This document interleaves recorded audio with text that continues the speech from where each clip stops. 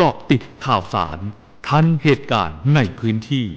ด้วยข้อมูลที่เป็นกลางกับทีมข่าวสวทเชียงใหม่ติดตามได้ในมองเชียงใหม่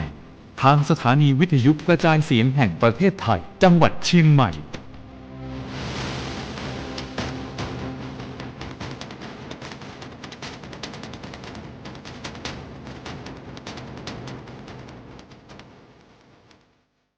สวัสดีค่ะ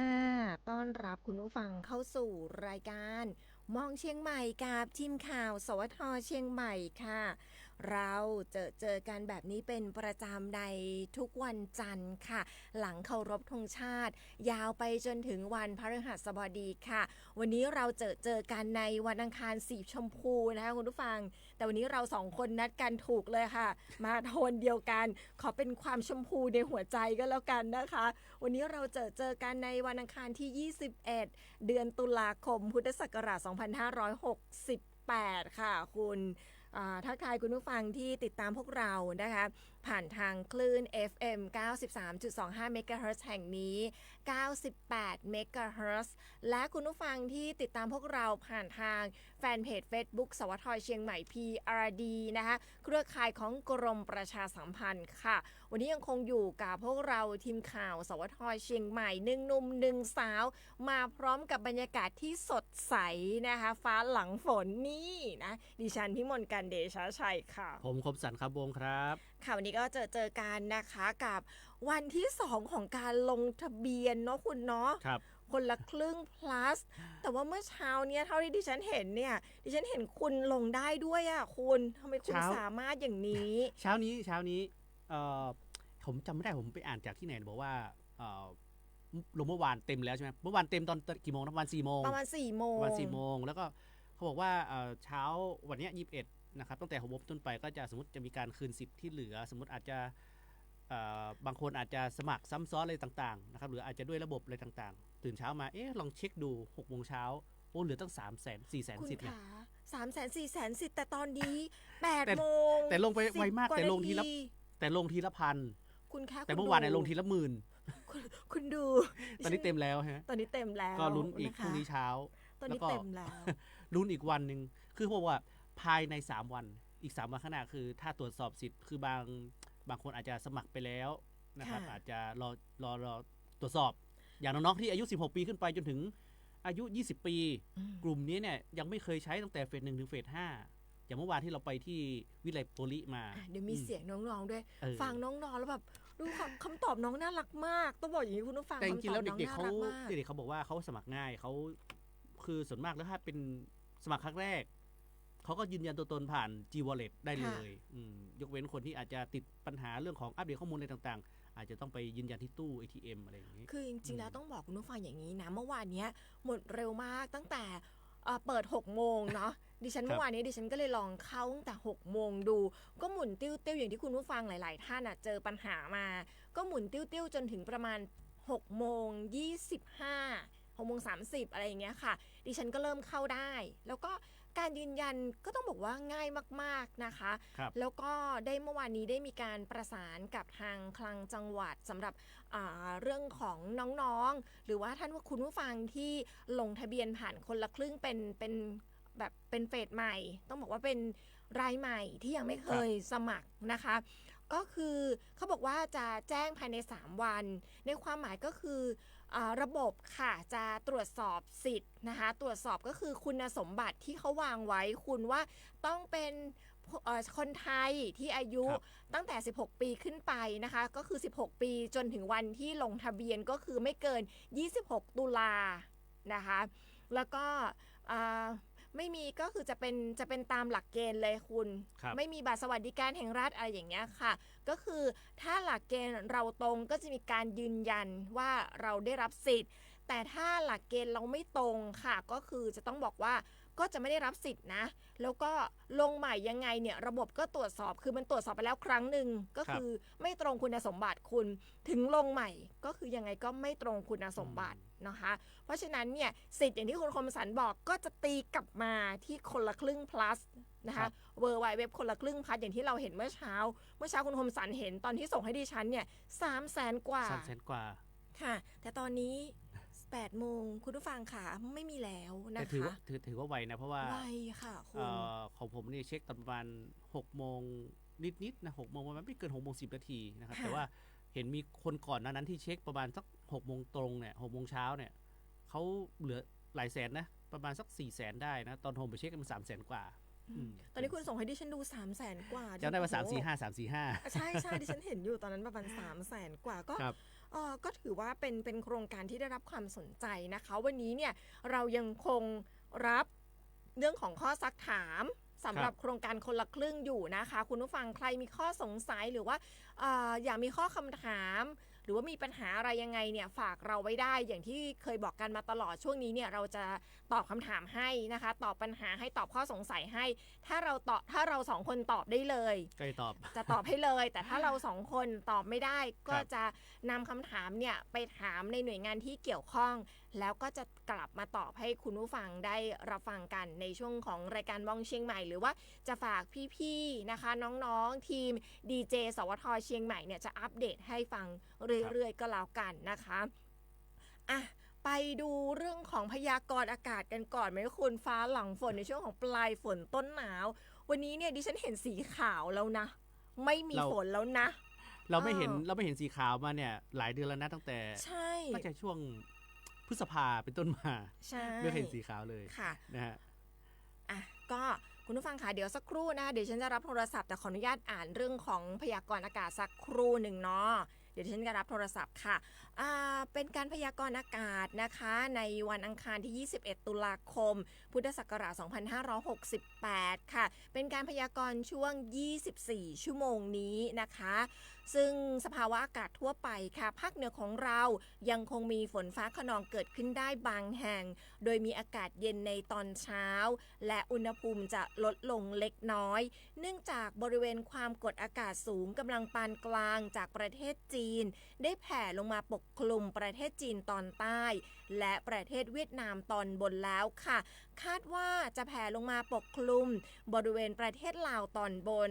และภาคตะวันออกเฉียงเหนือตอนบนในวันที่ 21 นะคะก็คือวันนี้นั่นเอง 21 ตุลาคม ในขณะที่ลมตะวันออกพัดปกคลุมอ่าวไทย ภาคใต้และทะเลอันดามันค่ะ ขอให้พี่น้องประชาชนดูแลรักษาสุขภาพ เนื่องจากสภาพอากาศที่เปลี่ยนแปลงนะคะ บริเวณจังหวัดเชียงใหม่วันนี้คุณดูแล้วฝนลดลง ครับ นะคะน่าจะมีประกาศเข้าสู่ฤดูหนาวอย่างเป็นทางการเร็วๆนี้ แต่บอกไม่ได้ว่าเมื่อไหร่นะ ก็วันนี้มีฝนฟ้าคะนองเพียงแค่10%ของพื้นที่คุณ ครับ อุณหภูมิต่ำสุดเนี่ย 23 องศาเซลเซียส อุณหภูมิสูงสุดอยู่ที่ 34 องศาเซลเซียสค่ะ วันนี้อย่างที่บอกกันเห็นสีขาวแล้วนะคะ ขนมก็น่าจะต้องเป็นลอดช่องแล้วล่ะค่ะ ไม่มีแตงไทยนะ เป็นลอดช่องสิงคโปร์ค่ะเช้านี้มี2ระดับก็คือในบางพื้นที่ไม่มีฝนเลยนะคุณผู้ฟังบางพื้นที่ก็ฝนเล็กน้อยเรามาดูฝนเล็กน้อยกันก่อนแล้วกันนะคะวันนี้ฝนเล็กน้อยอยู่ที่พื้นที่ของอำเภอเวียงแหงอำเภอเชียงดาวแม่แตงแม่อ่อนค่ะแล้วก็ข้ามมาที่เสมิงนะคะกัลยาณิวัฒนา แม่แจ่มแม่วาง สันปะตอง ดอยหล่อ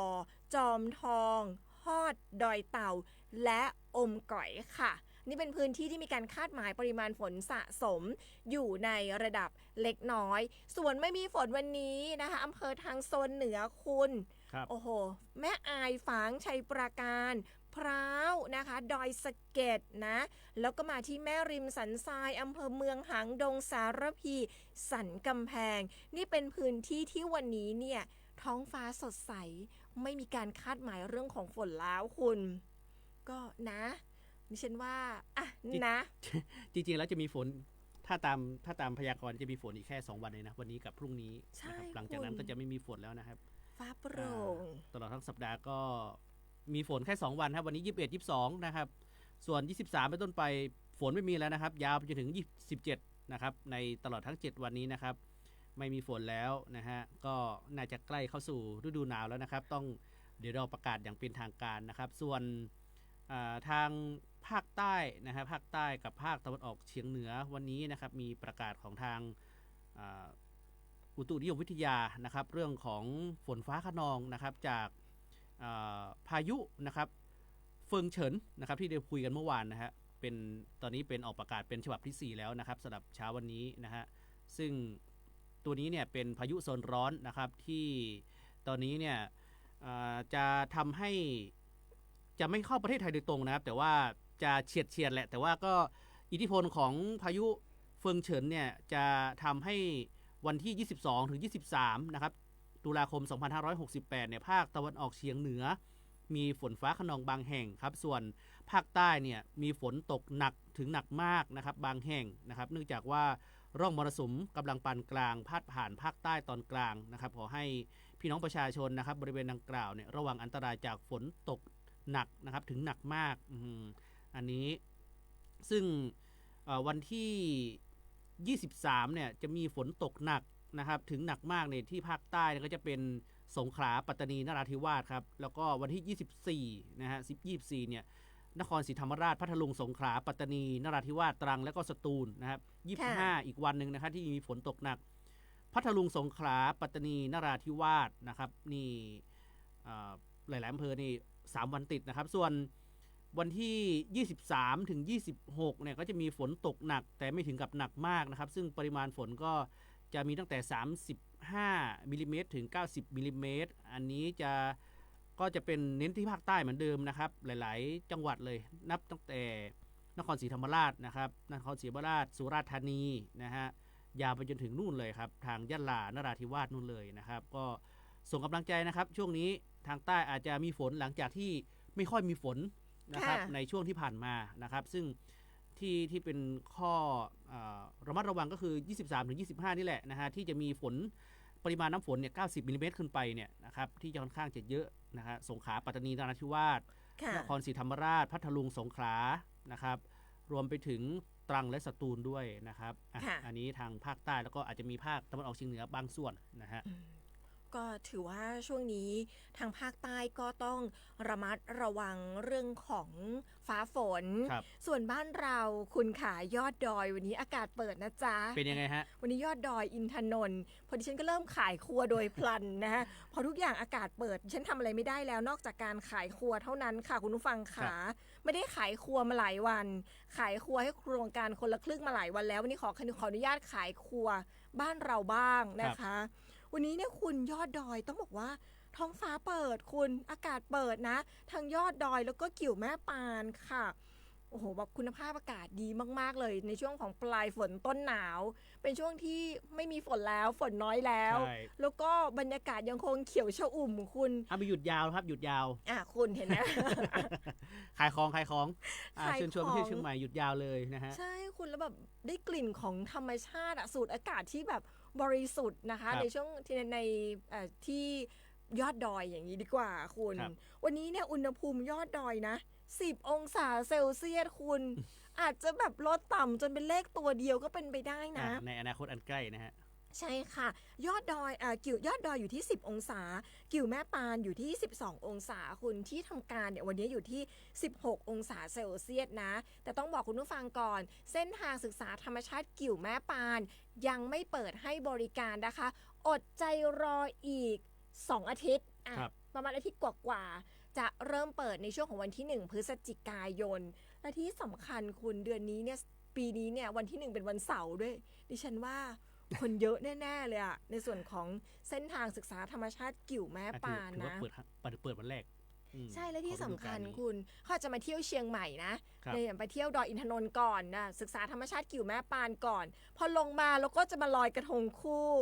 เห็นไหมไม่หลงทางแน่นอนนะคุณผู้ฟังที่ไม่หลงทางเนี่ยเพราะว่าใช้กระทงเดียวนะ1 คู่ 1 กระทงหรือว่า1 ครอบครัว 1 กระทงค่ะรณรงค์เรื่องของการใช้วัสดุที่ไม่เป็นอันตรายต่อสิ่งแวดล้อมนะคะเป็นอะไรต่อแม่น้ำอะไรอย่างเงี้ยถ้าเป็นไปได้คืองดใช้ในเรื่องของขนมปังด้วยเพราะอย่างที่เราเคยคุยกันปลาน้อยในน้ำปิงเนี่ยเขากินนะแต่เขากินได้ไม่เยอะเพราะว่าด้วยธรรมชาติของเขาไม่ได้กินขนมปังเป็นปกติเนาะเขาจะเป็นอาหารตามธรรมชาติที่เขาหาทานอะไรอย่างเงี้ยเพราะฉะนั้นก็ใช้วัสดุที่อนุรักษ์ธรรมชาติด้วยนะคะสำหรับในส่วนของเขาเรียกอะไรบรรยากาศ ประเพณียี่เป่งบ้านเรา ครั นะ บ คุณอ่ะนี่แหละ วันนี้เป็นอีก วั วัน น นี้ หนึ่งนะครับ เป็นวันสำคัญนะฮะ ค่ะ วันที่ 21 ตุลาคม 2568 นะครับ เป็นวันคล้ายวันพระราชสมภพนะครับ ใช่ ของสมเด็จพระศรีนครินทราบรมราชชนนี หรือสมเด็จย่าของปวงชนชาวไทยนั่นเองนะครับ ค่ะ ทางจังหวัดเชียงใหม่ของเราก็มีกิจกรรมด้วยนะพี่เอ๋ ใช่ ครับ วันนี้ทางด้านของสำนักงานสาธารณสุขจังหวัดเชียงใหม่นะคะ ก็เชิญร่วมงานวันทันตะสาธารณสุขแห่งชาติ แล้วก็วันพยาบาลแห่งชาติ เพื่อ ครับ เทิดพระเกียรติสมเด็จย่าที่ทรงพระเมตตา อยากให้ปวงประชามีสุขภาพฟันดีค่ะ ซึ่งสำนักงานสาธารณสุขจังหวัดเชียงใหม่นะคะ เชิญร่วมงานโครงการเทิดพระเกียรติ 125 ปีแห่งการพระราชสมภพสมเด็จพระศรีนครินทราบรมราชชนนี เนื่องในวันทันตะสาธารณสุขแห่งชาติ แล้วก็วันพยาบาลแห่งชาติเพื่อเทิดพระเกียรติแล้วก็น้อมลำลึกในพระมหากรุณาธิคุณที่ทรงมีต่อทันตะสาธารณสุขของประเทศนะคะ ซึ่งกำหนดจัดขึ้น 2 วันคุณ 21 แล้วก็ 22 ตุลาคม 2568 นะคะ ที่วัดพระธาตุสีจอมทอง วรวิหารอำเภอจอมทอง จังหวัดเชียงใหม่นะคะ ซึ่งต้องบอกว่ามูลนิธิพอสวค่ะเขาก็ไปจัดกิจกรรมที่วัดพระธาตุสีจอมทอง วรวิหารอำเภอจอมทอง จังหวัดเชียงใหม่นะคะ ซึ่งเขาก็จะให้บริการด้านทันตกรรมค่ะ ก็จะมีในส่วนของรถทันตกรรมเคลื่อนที่คุณเขาจะมีการตรวจสุขภาพฟัน คัดกรองร่องโรคขออภัยค่ะ คัดกรองรอยโรคในช่องปากคุณ มีเรื่องของการอุดฟันขูดหินปูนถอนฟัน มีเรื่องของทันตกรรมป้องกัน แล้วก็ยังมีนิทรรศการ ทันตะสาธารณสุข มีการตรวจรักษาแล้วก็คัดกรองสุขภาพ ตลอดจนการรับบริจาคโลหิตแล้วก็อวัยวะนะคะ ซึ่งก็ตั้งแต่ช่วงเวลาประมาณ 8:30 นาทีถึง 16:30 นาทีค่ะ ต้องบอกว่านอกจากที่วัดพระธาตุสีจอมทองแล้วนะคุณ ซึ่งเป็นหน่วยบริการเคลื่อนที่เนาะออกไปจัดกิจกรรมในส่วนของมูลนิธิพอสวค่ะ โรงพยาบาลนครพิงค์ศูนย์มะเร็งขอนตาล โรงพยาบาลชุมชนประจำอำเภอทุกแห่งในจังหวัดเชียงใหม่ โรงพยาบาลส่งเสริมสุขภาพตำบลที่เข้าร่วมโครงการ คณะทันตแพทยศาสตร์มหาวิทยาลัยเชียงใหม่แล้วก็คลินิกทันตกรรมเอกชนที่เข้าโครงการก็จะร่วมกิจกรรมนี้ด้วย 2 วันค่ะคุณ 21-22 ตุลาคม 2568 นะคะ2 วันเลย ไปกันได้นะครับท่านใดที่อยู่ในพื้นที่ใกล้เคียงนะครับ โดยเฉพาะ ค่ะ เรื่องของสุขภาพฟันนะครับ ใช่ บอกว่าถ้า คุณ ฟันไม่ดีนี่ก็โอ้โหมันทรมานนะมันเจ็บปวดกิน แล้วแบบ ข้าวก็ไม่อร่อย ผอมด้วยคุณ ใช่ อันนี้นะต้องบอกว่าผอมด้วยคุณผู้ฟังค่ะ เพราะว่าด้วยยังไงอ่ะเนาะผอมด้วย มันคือมันกินไม่ได้ไงพี่เอ๋ ใช่ อืม กินไม่ได้ ครับ นะคะอ่ะคุณผู้ฟังทักทายคุณผู้ฟังกันสักนิดหนึ่งไหม ครับ วันนี้ดิฉันขออนุญาตขายของเยอะหน่อยนะคะ คุณผู้ฟังวันนี้ดิฉันมี มาใครที่ยังติดขัดเรื่องของคนละครึ่งไม่ได้บ้างอะ ถามได้ ครับผม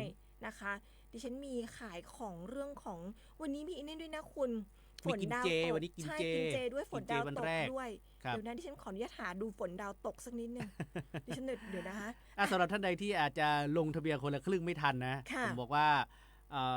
มีเฟส 2นะครับซึ่งเมื่อวานนี้เนี่ยทางด้านนายสิริพงษ์อังคสกุลเกียรตินะครับโฆษก ค่ะ ประจำสำนักนายกรัฐมนตรีนะครับเมื่อวานนี้ก็บอกว่าท่านบอกว่าการลงทะเบียนวันแรกเนี่ยนะครับถือว่ารัฐบาลต้องขอบคุณพี่น้องประชาชนนะครับที่ให้ความสนใจเข้าร่วมโครงการนะครับได้รับเสียงตอบรับเนี่ยอย่างล้นหลามนะอย่างที่บอกไป20 ล้านสิทธิ์ คุณ ตั้งแต่6 โมงเช้าถึง4 โมงเย็นไม่ถึง 24 ชั่วโมง ถือว่าแป๊บเดียวนะ แป๊บเดียว คือถ้าในความรู้สึกดิฉันนี่ใช่ว่าแป๊บเดียวมากเลย นะครับ อย่างนี้ แล้วก็สำหรับท่านใดที่ได้รับนะครับสำหรับผู้ที่ลงทะเบียนใหม่แล้วกันนะครับที่ได้รับ SMS ว่าจะตรวจสอบสิทธิ์เนี่ยก็ไม่ต้องกังวลนะครับเนื่องจากว่าระบบเนี่ยได้จองสิทธิ์ของท่านไว้แล้วนะครับแล้วก็จะแจ้งวงเงินที่ท่านจะได้รับนะครับว่าจะได้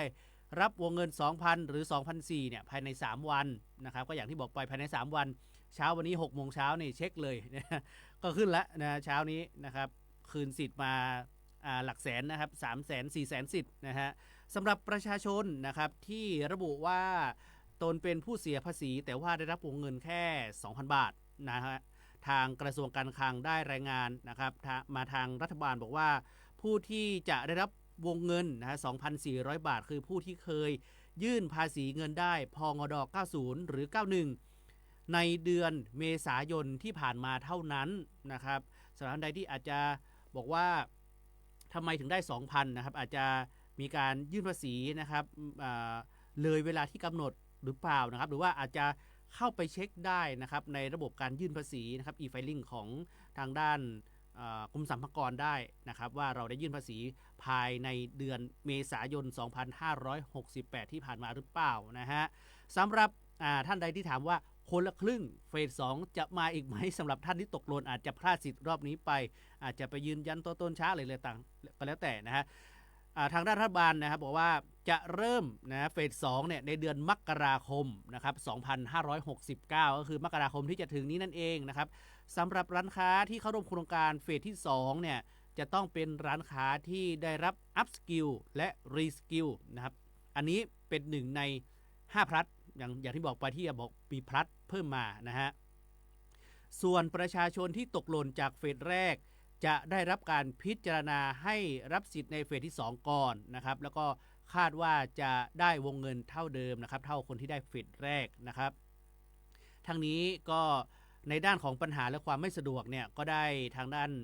รัฐบาลก็ได้ประสานงานกับธนาคารกรุงไทยนะฮะในการพัฒนาระบบแล้วก็เพิ่มจุดบริการยืนยันตัวตนซึ่งคาดว่าปัญหาต่างๆนี่ก็จะคลี่คลายลงในเร็วๆนี้นะครับอันนี้ก็ทางด้านโฆษกนะครับโฆษกประจำสำนักนายกรัฐมนตรีได้พูดนะครับพูดถึงเรื่องของคนละครึ่งพัฒน์เมื่อวานนี้คุณเมื่อสักครู่ที่ดิฉันรับโทรศัพท์คุณป้ากัลยาโทรมาบอกว่าเมื่อวานนี้หลานลงทะเบียนละแต่ว่าไปยืนยันตัวตนที่ตู้ ATM ที่ธนาคารไม่ทันแล้วพอเข้าไปอีกทีบอกว่าสิทธิ์เต็มจะทำยังไงดิฉันก็เลยบอกว่าตรงเนี้ยดิฉันยังไม่มีข้อมูลว่าจะต้องดำเนินการอย่างไรเดี๋ยวยังไงเนี่ยดิฉันขออนุญาตที่จะไปประสานถามเรื่องข้อสงสัยตรงนี้ก่อนว่าเป็นยังไงอะไรอย่างเงี้ยตอนนี้ถ้าสิทธิ์เต็มก็อย่างที่ผมเมื่อเช้าเนี่ยนะฮะอย่างผมเมื่อเช้านี้ก็คือก็พรุ่งนี้เช้า6 โมงเช้าไปเช็คเลยถ้าสมมุติเรายืนยันตัวตนเสร็จหมดเรียบร้อยนะคือตอนนี้ติดตอนนี้คือที่ติดขั้นตอนคือขั้นตอนของการยืนยันตัวตนดิฉันก็เลยแนะนำว่าไปธนาคารวันนี้ไปธนาคารอะไรเงี้ยถ้าธนาคารใกล้เสร็จนะครับถึงแม้ว่าสิทธิ์เต็มวันนี้เดี๋ยวพรุ่งนี้มาลุ้นกันเพราะว่าอย่างที่บอกไปคือเขาจะมีการส่ง SMS หรือว่ามีการตรวจสอบเนี่ยภายใน3 วันนะครับอย่างเมื่อวานนี้ก็ถือว่าเร็วนะใช่เมื่อวานนี้เต็มตั้งแต่4 โมงแต่เช้านี้ก็คืนมาตั้ง 3-4 แสนสิทธิ์อะไรอย่างเงี้ยนะครับคือจริงๆแล้วถ้าวันนี้ว่างก็แนะนำว่าไปยืนยันตัวตนวันนี้คนน้อยแล้ววันนี้คนไม่ค่อยมีรอไว้ก็น่าจะดีนะคะคุณป้ากัลยาท่านฟังเราอยู่ก็คือถ้าเป็นไม่ได้ก็แนะนำว่าให้หลานอ่ะวันนี้ไปยืนยันแล้วพรุ่งนี้6 โมงเช้าลองเข้าดูสิทธิ์พอเข้าดูสิทธิ์ปุ๊บยืนยันตัวตนเสร็จแล้วเนี่ยกดรับสิทธิ์ได้เลยนะคะแล้วก็ตัวสิทธิ์เองเนี่ยจะกลับมาจริงๆดิฉันว่าถ้าจะกลับมาเยอะๆน่าจะในช่วงของวันพุธวันพฤหัสน่าจะมาเยอะพอสมควรเพราะว่าเมื่อวานนี้คือลงทะเบียนกันไปเยอะไงคุณใช่เพราะว่าอย่างบางคนที่อย่างที่บอกไปครับที่ว่าจะยืนยันสิทธิ์หรือว่าแจ้งวงเงินสิทธิ์เนี่ยนะครับภายใน3 วันซึ่งสิทธิ์ที่หมดไปอย่างที่บอกไปอย่างที่สิทธิ์ที่หมดไปคือคนที่ได้รับข้อความที่บอกว่าได้รับสิทธิ์แล้วนะครับแต่ว่าวงเงินยังไม่ขึ้นเนี่ยไม่ต้องกังวลนะครับข้อถือว่าเรามีการจองสิทธิ์เราในระบบ20 ล้านแล้วนะครับส่วนได้ไม่ได้เนี่ยอีก3 วันนะครับจะรู้ผลภายใน3 วันรู้ผลก็คือพอใน3 วันเนี่ยใครที่ไม่ได้เนี่ยสิทธิ์ก็จะดีดกลับมาให้เราเห็นเพราะฉะนั้นเช้ามาสำหรับคนที่ลงไม่ทันนะแนะนำว่าเช้ามา6 โมงเช้าเข้าไปตรวจเช็คได้เลยสิทธิ์ก็จะกลับมาให้เราเห็นตั้งนาฬิกาปลุกเลยครับ6 โมงเช้าไปเช็คได้เลยจริงๆผมอยากรู้นะว่าท่านใดที่อาจจะไม่ได้รับสิทธิ์ไม่ได้รับสิทธิ์ที่แบบอาจจะติดขัดอย่างอื่นแต่เมื่อวานนี้มีเพื่อนใน Facebook บอกเขาแคปหน้าจอให้ดูนะครับคือเขามีบัตรสวัสดิการแห่งรัฐเขาก็ลงทะเบียนเลข13 หลักเข้าไปนะครับระบบก็ดิ้งกลับมาแจ้งเตือนบอกว่าไม่สามารถใช้สิทธิ์คนละครึ่งได้นะครับเนื่องจากว่าใช้สิทธิ์บัตรสวัสดิการแห่งรัฐอยู่นะครับก็ระบบก็ตรวจสอบค่อนข้างจะอย่างที่บอกค่ะก็คือถ้าใครลงไม่ผ่านนะสำหรับรอบนี้เนี่ยก็คือไม่ต้องลงใหม่เพราะว่าระบบเขาใช้ระบบในการตรวจสอบตามคุณสมบัติที่ ตามคุณสมบัติหลักเกณฑ์ที่วางไว้นะคะไม่ต้องส่งเอกสารเพิ่มเติมใดๆทั้งสิ้นนะคุณผู้ฟังเดี๋ยวมิจฉาชีพมาหลอกว่าต้องส่งเอกสารไม่ต้องส่งเอกสารใดๆทั้งสิ้นระบบตรวจสอบจากคุณสมบัติโดยที่เราลงทะเบียนแล้วก็ยืนยันตัวตนที่ธนาคารหรือว่าผ่าน G-Wallet เนาะนะคะนั่นแหละคือการยืนยันตัวตนถ้าเกิดไม่เข้าเกณฑ์ไม่เข้าหลักเกณฑ์ไม่ตรงคุณสมบัติเขาก็จะบอกว่าเราไม่สามารถใช้สิทธิ์ได้อะไรอย่างนี้นะคะส่วนคุณป้ากัลยาเนาะตอนนี้ถ้าวันนี้หลานว่างแนะนำเลยว่าไปทำให้เสร็จเถอะนะในวันนี้พรุ่งนี้ไปทำให้เสร็จเถอะเพราะว่าสิทธิ์เนี่ยจะทยอยกลับมาให้เราเห็นสิทธิ์ในช่วง6 โมงเช้านะคะทักทายคุณผู้ฟังสักนิดนึงไหมคุณพงศักดิ์ค่ะทักทายเรามาเป็นสติกเกอร์นะคะคุณสุรินทร์ส่งดอกไม้ช่อโตๆมาเป็นกำลังใจให้เราคุณพงศักดิ์ทักเรา2 คนค่ะสวัสดีครับ2 คนเสียงดีคุณสุคนค่ะทักทายเรามาสวัสดีเจ้าสันปะตองตอนนี้มีแดดออกแต่อากาศเย็นสบายเจ้านะคะคุณณภศรบอกว่าเสียงเบาเจ้าน่าจะฝั่งเราใช่ไหมฮะฝั่งเรานะคะแต่ว่าในโทรทัศน์ในครับแต่ก็ปกตินะคุณสุภชัยครับทักทายมาครับสวัสดียามเช้าครับสุขสันต์วันอังคารครับทีมข่าวสวทช.เชียงใหม่และทุกท่านครับนะฮะส่งสติ๊กเกอร์รูปหัวใจมาให้ด้วยนะฮะคุณณภศรนะฮะส่งสติ๊กเกอร์รูปหัวใจมาให้นะฮะคุณสุภชัยบอกว่ากดไลค์กดแชร์ให้แล้วครับนะครับขอบคุณมากครับนะฮะแล้วก็คุณสุรินทร์นะฮะทักทายมาครับสวัสดีมีความสุขยามเช้าครับทุกท่านนครศรีเมื่อวานท้องฟ้าปิดฝนตกนะวันนี้ท้องฟ้าปิดนะครับไม่นานคงตกนะฮะอย่างที่บอกไปคือภาคใต้นะช่วงนี้อาจจะมีฝนเพิ่มขึ้นนะครับคุณสิรินันท์นะฮะทักทายเข้ามาสวัสดีวันอังคารสวัสดีวันอังคารค่ะดีเจเสียงเพราะเมธาท้องฟ้าแจ่มใสค่ะนะฮะน่าจะเหมือนกันเลยนะฮะแล้วก็ส่งช่อดอกไม้มาให้ด้วยนะครับค่ะคุณป้าพันนีฮะทักทายมาวัดดีวันการเจ้าสีเสื้อบาใจ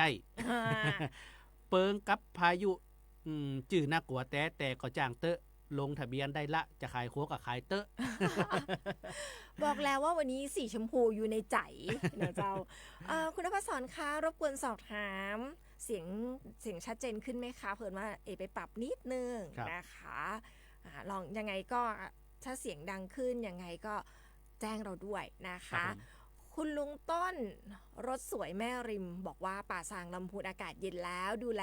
สุขภาพกันด้วยนะครับทุกท่านนะคะคุณจันจิราค่ะสอบถามมาเนาะสอบถามหน่อยค่ะบัตรสวัสดิการแห่งรัฐใช้จ่ายผ่านบัตรใช่ไหมคะไม่ใช่ใช้จ่ายผ่านแอปใช่ไหมคะที่วงเงิน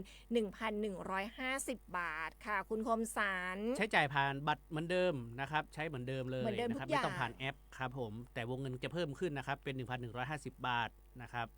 ก็ใช้จ่ายเหมือนเดิมครับวงเงินก็จะโอนให้ตามวันที่เคยได้รับนั่นแหละนะครับตั้งแต่เดือนที่ผ่านมาก็เข้าวันไหนก็เข้าวันนั้นนะครับเดือนพฤศจิกายนนะครับ 1,150 บาทธันวาคม 1,150 บาทย้ำเตือนว่าไม่สามารถทบไปใช้วันอื่นๆหรือเดือนอื่นๆได้นะครับไม่เหมือนของคนละครึ่งนะครับใช้ภายใน1 เดือนให้หมดนะครับใช้ผ่านบัตรเหมือนเดิมทำทุกอย่างเหมือนเดิมเพียงแค่วงเงินเพิ่มขึ้นค่ะซื้อของใช้อุปโภคบริโภคได้เหมือนเดิมนะคะคุณตายค่ะคุณตายบอกว่าสวัสดีดีเจหนุ่มสาวทีมงานและทุกท่านเช้านี้อากาศสดใสเย็นเช้านี้คึกคักเนาะเจ้าแต่ว่าหันประชาชนไปลงทะเบียนที่กรุงไทยนักขนาดเจ้าวันนี้วันพระเอาบุญมาฝากเจ้าอากาศเปลี่ยนแปลงดูแลสุขภาพกันเจ้าช่วยแชร์เจ้านะคะคุณน้อยค่ะส่งสติกเกอร์รูปหัวใจมาให้คุณต่ายบอกว่าตังเพชัดเจนเจ้านะคะแสดงว่าเสียงโอเคแล้วเสียงโอเคแล้วช่วงนี้เราไปฟังช่วงสิ่งดีๆจาก PEA กันก่อนนะคะช่วงสิ่งดีๆจาก PEA สำหรับข่าวสารดีๆจาก PEA นะครับวันนี้นะครับ PEA มาแจ้งเตือนอีกแล้วนะฮะระวังมิจฉาชีพออนไลน์นะครับสวมรอยเป็นPEA หรือว่าเจ้าหน้าที่การไฟฟ้านะครับหรือว่าแอปนะครับแอป PEA นี่แหละนะครับหลอกดูดเงินในบัญชีนะครับซึ่งแอปพลิเคชันนี้นะครับเป็น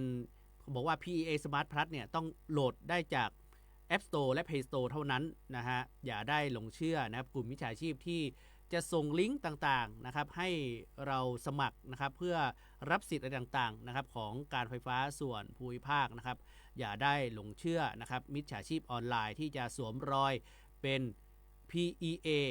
หลอกดูดเงินในบัญชีนะครับหากมีข้อสงสัยสามารถสอบถามข้อมูลเพิ่มเติมได้ที่สำนักงานการไฟฟ้าส่วนภูมิภาคในพื้นที่หรือโทรได้ที่ 1129 PEA Contact Center ได้ตลอด 24 ชั่วโมงนะครับมิจฉาชีพรันทุกวงการมาทุกที่นะครับโดยเฉพาะตอนนี้ท่านใดที่อาจจะติดขัดเรื่องของการลงทะเบียนคนละครึ่งพลัสนะครับอาจจะมีกลุ่มมิจฉาชีพนะครับโทรเข้ามานะหรือว่าส่งลิงก์นะครับส่ง SMS นะครับบอกว่ายังมีสิทธิ์คงเหลือให้กดลิงก์อะไรต่างๆนะครับอย่าได้หลงเชื่อนะฮะตอนนี้เช็คตอนนี้ก็คือสิทธิ์เต็มนะครับวันนี้เต็มแล้วนะฮะวันนี้ผู้ลงทะเบียนเต็มแล้วไปลุ้นกันอีกทีวันพรุ่งนี้นะฮะ6 โมงเช้านะครับเผื่อจะมีสิทธิ์เหลือนะครับสิทธิ์เหลือจากที่คนที่อาจจะไม่ผ่านนะครับคุณสมบัตินะครับพรุ่งนี้6 โมงเช้ามาลุ้นกันนะครับว่าจะมีสิทธิ์เหลือนะฮะเท่าไหร่กันบ้างนะครับซึ่งตอนนี้เนี่ยร้านค้าที่เชียงใหม่นะครับร้านค้าที่เชียงใหม่ที่ถือว่าเป็นร้านถุงเงินเนี่ยที่เข้าร่วมนะครับโครงการคนละครึ่งพลัสเนี่ยเมื่อวานเนี่ยผมเช็คนะครับผมเช็คเมื่อวานเนี่ย5,000 มี 5,000 กว่าร้านค้านะครับซึ่งตอนนี้เหมือนจะมีร้านค้าเพิ่มขึ้นนะฮะตอนนี้มีร้านค้าคนละครึ่งพลัสนะครับเฉพาะคนละครึ่งพลัสอย่างเดียวนะที่ลงทะเบียนในรอบนี้นะครับ 5,031 ร้านค้าแล้วนะครับค่ะถือว่าเยอะเลยทีเดียวแล้วก็น่าจะมีร้านค้าบางส่วนครับที่จะต้องไปยื่นเอกสารเพิ่มเติมเมื่อวานแล้วก็ได้ไปคุยกับเด็กๆกับน้องๆเนาะเมื่อวานนี้นะฮะเดี๋ยวมีมาฟังให้ฟังกันแต่ตอนนี้เนี่ยไปติดตามเรื่องของกฎหมายกันก่อนคุณผู้ฟังค่ะ3 นาทีกับอัยการแผ่นดินเนาะวันนี้เนี่ยเรื่องของการให้โดยเสน่หาคุณไปให้อะไรใครโดยเสน่หาหรือเปล่า คุณฟังไหมนะครับ3 นาทีกับอัยการแผ่นดินค่ะ3 นาทีกับอัยการแผ่นดิน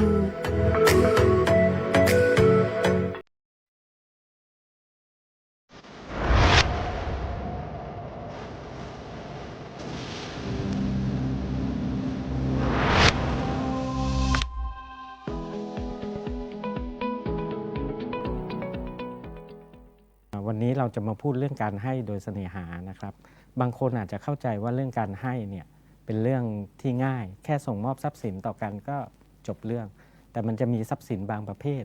เช่นพวกที่ดินบ้านอย่างนี้จะมีผลทางกฎหมายหรือไม่อย่างไรเรามาทำความเข้าใจกันนะครับซึ่งกฎหมายประมวลกฎหมายแพ่งและพาณิชย์เนี่ยเขาบอกว่าผู้ให้ทำการโอนทรัพย์สินของตนเองให้แก่ผู้รับแล้วก็ผู้รับยอมจะรับทรัพย์สินนั้นอันนี้มีหลัก3ประการประมาณนี้นะครับก็คือมีผู้ให้มีการโอนทรัพย์สินของตนแล้วก็มีผู้รับที่ยอมรับทรัพย์สินนั้นต่อมาที่สิ่งที่เราจะต้องเข้าใจก็คือการโอนเนี่ยไม่เหมือนการส่งมอบนะครับกฎหมายใช้ต่างกันซึ่งแต่คำว่าโอนเนี่ยจะเป็นเรื่องที่ครอบคลุมมากกว่าสำหรับทรัพย์สินนี่ก็เช่นเดียวกันที่มีปัญหาเกิดขึ้นมากถ้าเป็นพวกสังหาริมทรัพย์ซึ่งส่งมอบให้แก่กันได้ด้วยมืออันนี้ส่งมอบทรัพย์สินนั้นให้แก่กันก็จบเลยผมเอาแหวนทองให้กับมือยื่นให้จบเลยอันนี้มีผลสมบูรณ์ทางกฎหมายแล้วแต่ถ้าเป็นพวกอสังหาริมทรัพย์ก็คือที่ดินและบ้านเนี่ยก็จะต้องทำเป็นหนังสือและจดทะเบียนต่อพนักงานเจ้าหน้าที่นะครับถึงจะมีผลสมบูรณ์แล้วถ้าเมื่อการให้ดำเนินการมาถึงขั้นสมบูรณ์นี้แล้วส่งมอบนี้แล้วหรือจดทะเบียนทำหนังสือจดทะเบียนโอนต่อพนักงานเจ้าหน้าที่อะไรเรียบร้อยแล้วจะถอนคืนการให้ได้หรือไม่และอย่างไรถอนคืนการให้ได้กฎหมายบอกว่าถ้าผู้รับการให้เนี่ยประพฤติเนรคุณเช่นทำร้ายร่างกายผู้ให้ด่าว่าผู้ให้เช่นนี้ถอนคืนการให้ได้นะครับระยะเวลาล่ะอาจจะเกิดคำถามว่าระยะเวลาเป็นอย่างไรก็คือ6 เดือนนับแต่ท่านทราบเหตุแต่ทั้งนี้ต้องไม่เกิน10 ปีนับแต่เกิดเรื่องนะครับก็ถึงจะได้ ถึงจะดำเนินการฟ้องเรียกคืนได้ แล้วอาจจะมีคำถามว่าถ้ามีกรณีไหนบ้างที่จะถอนคืนการให้ไม่ได้ ก็คือเช่นให้ค่าจ้าง หรือว่าให้ทรัพย์สินโดยมีค่าภาระติดพันกฎหมายใช้คำนี้นะแต่ยกตัวอย่างง่ายๆก็คือให้แหวนที่ติดจำนำไว้แล้วให้ไปไถ่เองอย่างเงี้ยเหตุเนี่ยคุณไม่ได้ หรือสิ่งที่สำคัญที่สุดก็คือถ้าผู้ให้อภัยในเหตุนั้นแล้วก็จะเรียกคืนไม่ได้นะครับสรุปแล้วเป็นยังไงบ้างว่าการให้มีเงื่อนแง่ทางกฎหมายเหมือนกันเราจะทำให้สมบูรณ์ได้อย่างไรแล้วก็จะถอนคืนการให้ได้หรือไม่อย่างไรอย่างไรก็ตามถ้ามีปัญหาทางข้อกฎหมายขอท่านติดต่ออัยการใกล้บ้านท่านนะครับ